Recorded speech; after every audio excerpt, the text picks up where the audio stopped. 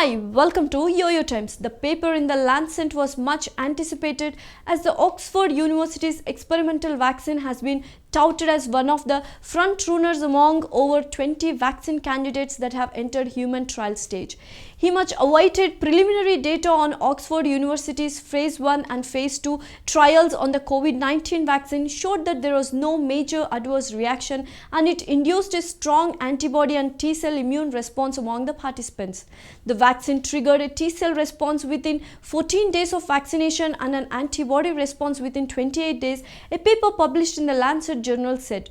A T-cell response refers to the attack of the white blood cells on the cells that are infected with the SARS-CoV-2 virus, the University of Oxford said. The paper in the Lancet was much anticipated as the Oxford University's experimental vaccine has been touted as one of the front runners among over 20 vaccine candidates that have entered the human trial stage. A phase 1 trial typically enrolls healthy volunteers to test the safety of the vaccine. The Oxford team, though, tried to look at both safety and the efficacy of the experimental vaccine on the participants. Participants showed detectable neutralizing antibodies which have been suggested by researchers as important for protection, the university said. The strongest response was noted among those who received 2 doses of vaccine. The phase 1 or 2 data for our coronavirus vaccine shows that the vaccine did not lead to any unexpected reactions and had a similar safety profile to previous vaccines of this type. The immune responses observed following vaccination are in line with what previous animal studies have shown are associated with protection against the SARS-CoV-2 virus, although we must continue with our rigorous clinical trial program to confirm this in humans, said Professor Andrew Pollard, Chief Investigator of the Oxford Vaccine Trial at Oxford University and co-author of the study. The Oxford vaccine is called ChAd-OX1 and Covid-19 and it is made from a weakened version of common cold virus, adenovirus, that causes infections in chimpanzees that has been genetically changed so that it is impossible for it to replicate in humans, the University of Oxford said. The vaccine type is known as a viral vector type since it uses a harmless virus as a carrier to deliver the genetic material of a pathogen into cells to create an immune response.